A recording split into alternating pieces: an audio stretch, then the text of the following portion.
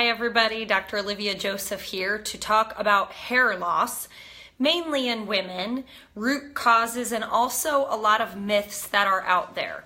So it wasn't my plan to talk to you about hair loss today, but the reason I am making it a priority is because on a weekly basis I see patients.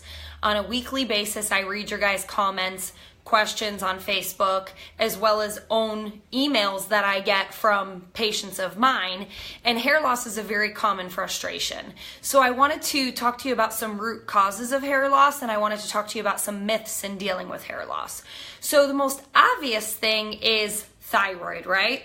One of the signs and symptoms of low thyroid function is hair loss, or your hair turns coarse, it breaks. You can also lose the outer 1/3 of your eyebrow, or your eyebrows get really light and thin. So this is the type of hair loss pattern you see more commonly with thyroid. Now, if the thyroid is the reason for your hair loss, you're going to see something come back abnormal on lab testing. We can't just blame the thyroid. Now, if you have elevated antibodies, such as in Hashimoto's, if you have high TSH, that could be a thyroid cause of your hair loss. Now, I've heard people say that having low vitamin D causes hair loss. So having low vitamin D can affect the texture of your hair, because when you're deficient in vitamin D, it's a fat. Just like when you're deficient in essential fatty acids, your skin can be dry and your hair can be dry, your nails can be dry, brittle, and break. But the number one nutrient cause I see causing hair loss is low ferritin. So just so we're clear, iron and ferritin are virtually one and the same, but one is like the savings account and one is like the checking account, right? So you're not going to put money in your savings account until you put the money in your checking account, you pay all your bills, you pay for groceries, and then if there's some extra left over, you can shuffle it into your savings or your retirement account. That's how iron and ferritin work. You've got to have healthy iron levels, roughly of about 90 or 100, in order to put some storage away. So ferritin levels, when low, don't cause hair loss, but they affect your body's ability for hair to regrow. So the most common nutrient deficiency I see in my patients who are complaining of either hair loss or they cannot regrow their hair is ferritin, and that's something I test on my comprehensive functional blood chemistry. So another component we have to consider is hormones. Why males have more balding, more male pattern balding, is because they have higher levels of testosterone. Now, if you have high testosterone due to polycystic ovarian syndrome, or due to high DHEA, or due to progesterone deficiency, that can affect your hair loss. It affects it. I don't want to say it's the cause, but it definitely affects it. So I get the question a lot. I use DHEA supplementation in my patients when their DHEA levels are low. I use a different dosage depending on how low their levels are, if they're male or if they're female, and I also base that dosage on what their estradiol, progesterone, and testosterone levels are. So it's definitely not a one-size-fits-all approach. DHEA builds up much like vitamin D, meaning it's cumulative. It builds up slowly and slowly and slowly. Then your body takes DHEA and converts it to either estrogen or testosterone, primarily testosterone in men, primarily estradiol in women, but really your body's going to use that DHEA to make whatever it needs. So DHEA isn't considered a sex hormone, it's considered an androgenic hormone. And according to the research, when you're on a high dose, which is considered over 50 milligrams, long term, that's when you can see some hair loss, and it's not due to DHEA. It's due to the DHEA converting to testosterone, which does not happen overnight. It typically takes months for something like that. So for those of you who self-medicate, who go to the health food store and try to get your hands on high dose DHEA, it's not that high to get, it's not that easy to find over the counter in high doses. You'll find it in lower doses, but that's the problem with self-medicating. It's really important to me that when I have a patient who has these goals and symptoms and frustrations, what's important to me is that we get to the root cause so you know how to address it appropriately. So now we're going to talk about biotin, right, which is in hair, skin, and nail formulas.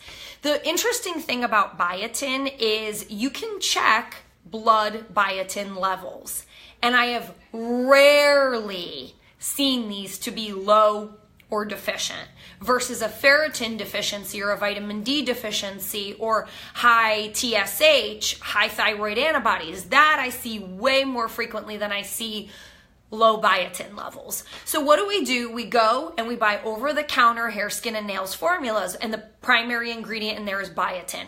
If you take a good quality multivitamin or a good quality methyl B complex, it's going to have plenty of biotin in it.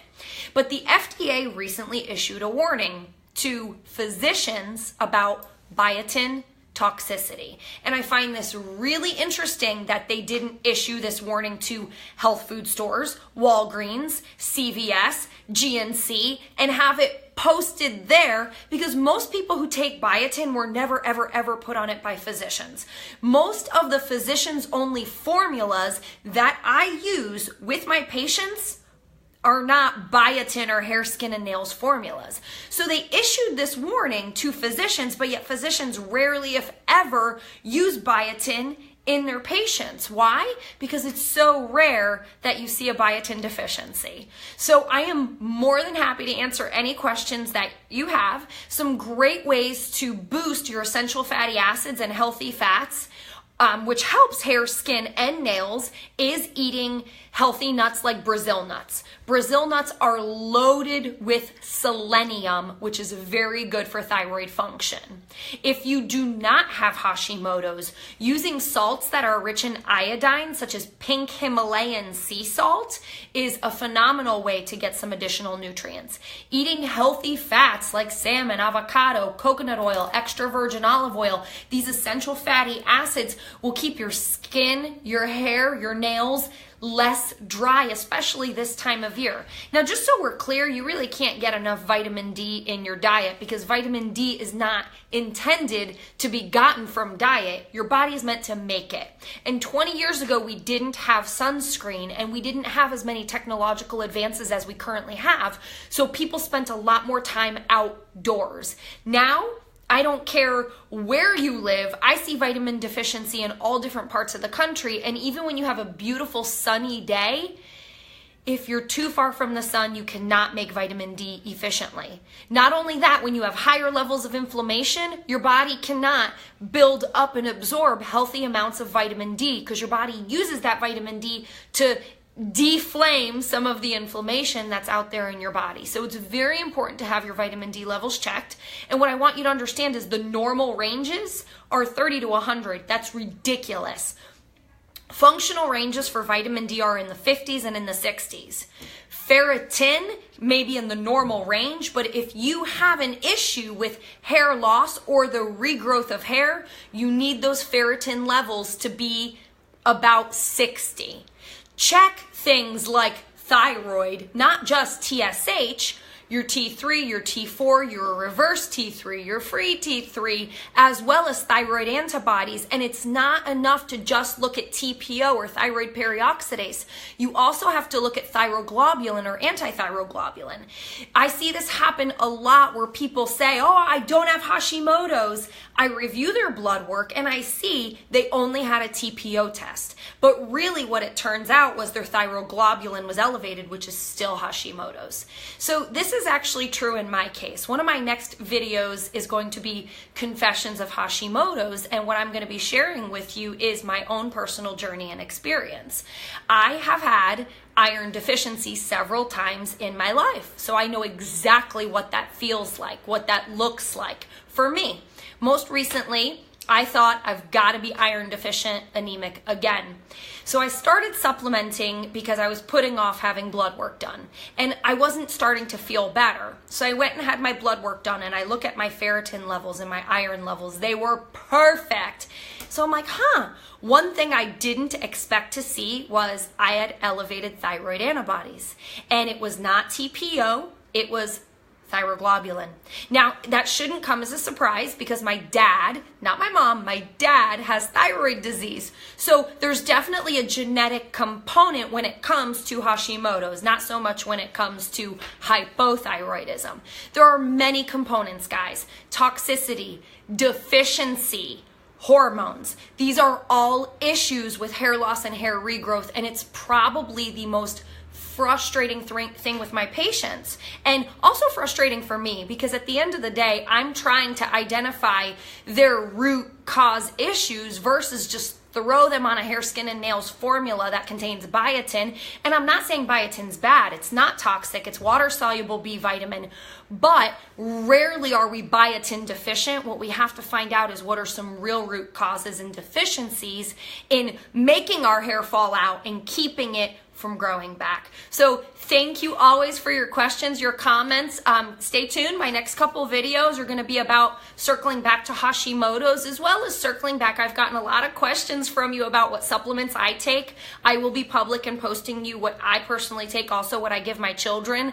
I had one of my amazing, awesome followers suggest that I take pictures of everything I eat and post it on Instagram. I think that's adorable, and as soon as I figure out how to use Instagram, I'll be happy to do that for you. This is about as far as I've gotten with technology, but I'm really enjoying interacting with you guys and bringing this information to you. Thank you and have a wonderful weekend, and thanks for following.